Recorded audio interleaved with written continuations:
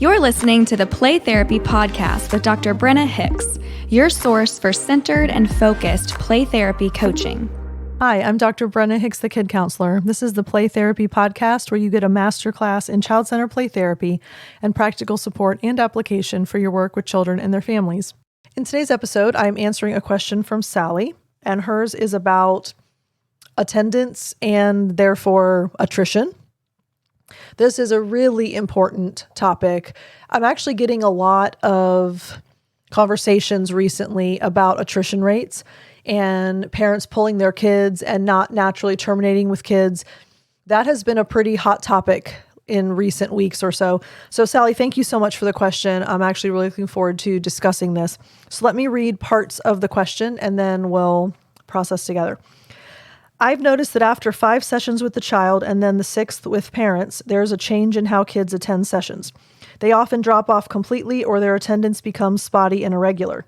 Parents are initially very happy with the progress, minimal as it might be, and they have some helpful strategies to implement at home. I have some families who try to go 3 months in between sessions. I ended up discharging families who do not regularly attend, and I also have families who abruptly stop CCPT midway, then attempt to start up again with no information about why they stopped.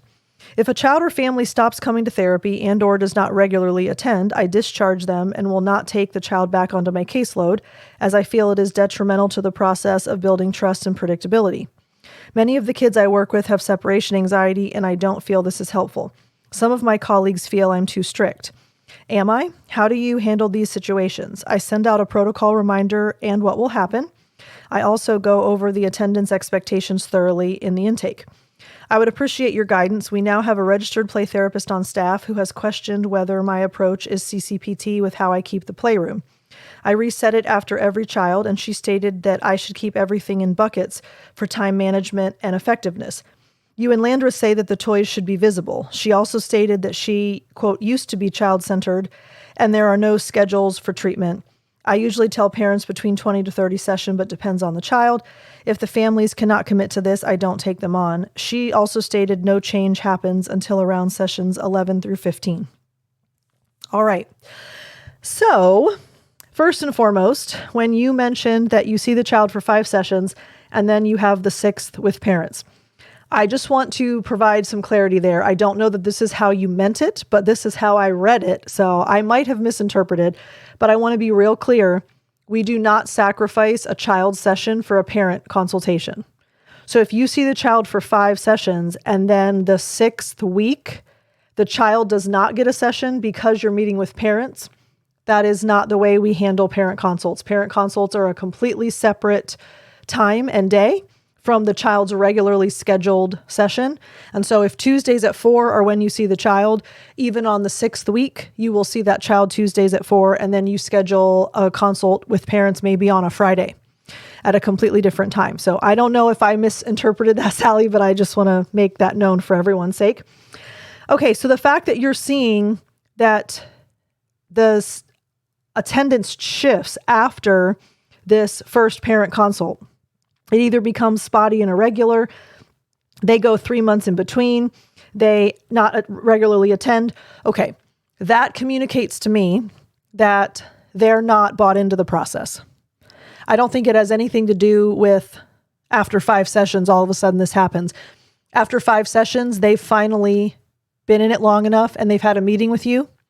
And if they don't understand what's happening, if they don't feel that progress is being made, if they're not bought into CCPT, if they're not trusting you and trusting the process, they gave it a shot. They went 5 weeks, they met with you, and if they don't feel satisfied, they're going to bail.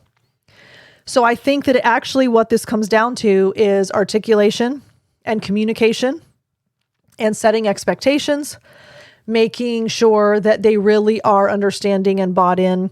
And all of that comes back to your framework and how you structure that initial parent consultation as well as your subsequent 5-week parent consultations. This is one of the most crucial components of CCPT, and it has nothing to do with clinical knowledge. We cannot continue to do our clinical work if parents aren't bought in and they're not on board and they don't keep bringing their kids. And we spend so much time on the clinical, as we should. I'm not downplaying that. We need to have mastery over the model. But all of our time and energy and focus goes toward the model and the clinical pieces, where the bulk of what we're doing in this profession is outside of the playroom. And consults are a prime example of that. So it sounds as though they're happy with progress. I think that's usually honeymoon phase. And they're like, okay, we finally did something. We finally took a step. Maybe this is it. I have a little bit of hope here. Maybe this is going to solve the problems that we're having. It's a honeymoon. And then things don't really get better. 5 weeks in, we don't really expect them to. And then they meet with you and they don't feel like they really understand what's going on. They don't feel like it's been worth 5 weeks worth of sessions. They don't feel like they're seeing enough change. So they're going to make excuses for why they can't come anymore. This is very consistent. So when you say that you have families who abruptly stop and then start up again, also very common. Typically, it's the grass is greener on the other side mentality. So often they will stop and say, well, maybe things will be okay and we don't need therapy. And then things are not okay. So they revisit. Or they say, you know what, I'm going to go down the road and see about this CBT children's therapist, thinking that that might be the solution. Grass is greener on the other side. And then they realize, well, that didn't work either. And they come back. Very common process. If parents do not understand what to expect, if they're not bought into the process and they're not trusting you and trusting CCPT. So when you said that you discharge them and will not take the child back onto your caseload, I don't know that that is necessarily the hard and fast rule for every single case. There are certainly families for whom that makes sense because you know that they're never going to buy in, they're never going to commit, they're never going to be faithful, they're never going to take it seriously. And that's setting everyone up for failure if you know that's the case. But those are very rare outliers. Most families that stop and come back, they still need and want help. They're just not feeling comfortable enough. They're not bought in enough. They don't understand enough. So that falls on us. That is our job to make sure that we are effectively articulating. We talk about this in coaching every single day, I feel like. Why? Because it's that important. We can't do our jobs. We can't help kids. We can't provide CCPT if parents quit bringing their children. It's just that simple. So the relationship with the parents is just as important as the relationship with the kid. And we put a lot of emphasis on the relationship with the child. We should be putting emphasis on the relationship with parents. They're the hinge pin. If that falls apart, we're doomed. And so I think, Sally, maybe what's going on is you don't have a framework and a template and a script for these consultations. I think maybe you don't feel confident in how to articulate some of the concepts. I think maybe you're not saying enough. Maybe you're saying too much. Maybe you're over-explaining. Maybe you're under-explaining. Maybe it's too jargony. Maybe it's too highbrow and it's not landing at all because these people have no concept of the clinical components of what's going on, so on and so on.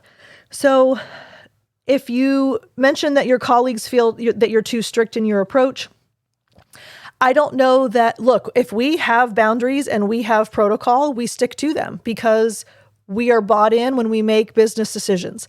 So if that's your protocol and that's your standard, you should stick to it. You may want to reconsider whether or not it needs to be those specific boundaries and protocol, because it seems as though this probably goes back to communication and articulation more than the families themselves. I think these families need and want help. I just think they don't feel grounded in what's happening. So that may be a reworking of the process. And as far as the playroom itself, I know that was kind of like an additional question that was thrown in at the end.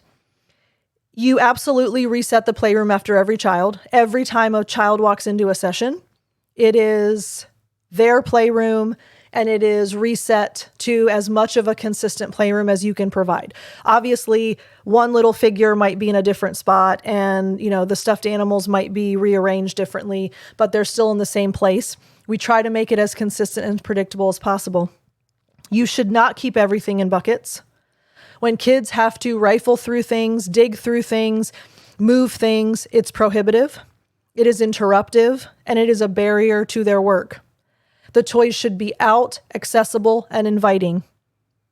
Those 3 adjectives: out, accessible, and inviting. They shouldn't have to find them, open things, drawers, bins, boxes, containers. That's become the lazy, I'm air quoting, but that's become the lazy CCPT, is we're just going to keep everything in a bin with a label on the front of it. That gets in the way of what the child needs to do. So you are actually very on target to not put everything in buckets and make sure that it is reset after every time. The average length of time for CCPT right now is 30 to 40 sessions. So you quoting 20 to 30 is actually a little bit scant. It should be 30 to 40, with the quote ideal number being 37, according to meta-analytic research. And obviously, it does depend on the child. You said that. It is a case-by-case, scenario-by-scenario basis. No child is going to hit that number every single time, but 30 to 40 is the average. And it's actually more helpful to let a parent know they're committing to 5 at a time rather than 30 to 40. Because every 5 sessions with the child, you're going to meet with the parent, and then you're going to reevaluate whether or not it makes sense for you to do 5 more. So when you said if they don't commit to this, I can't take them on, they don't need to commit to 40 sessions. They need to commit to 5 at a time, rounds of 5. And every round of 5, you meet and you determine if you're going to do another round of 5. And if your consultation process is tweaked and efficient, they will continue to commit to rounds of 5 until the child is ready to terminate and they meet termination criteria. And your RPT that stated no change happens until around session 11 through 15.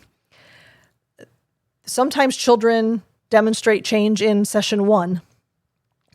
But I agree with the fact that on an average, somewhere between sessions 11 through 15 is when work phase begins. So if she's specifically referencing work phase, I agree with that. That is typically when kids move to work, somewhere in that range. But often kids will make changes far earlier than the 11th session, but specifically in work phase is when you're going to see the bulk of progress.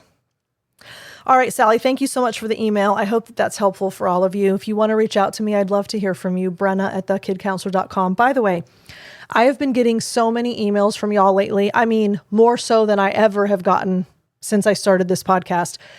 You all are sending so many emails. I read every single one of them. Thank you for those. I laugh at them. I cry with them. I share them with my team.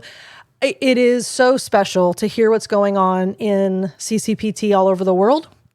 And so thank you so much for the time that you spend to reach out and ask your questions and share your stories. It really does mean a lot. I read every single one, and they really do bring so much value to the work that I'm doing. So just wanted to say a huge thank you. I love y'all. We'll talk again soon. Bye. Thank you for listening to the Play Therapy Podcast with Dr. Brenna Hicks. For more episodes and resources, please go to www.playtherapypodcast.com.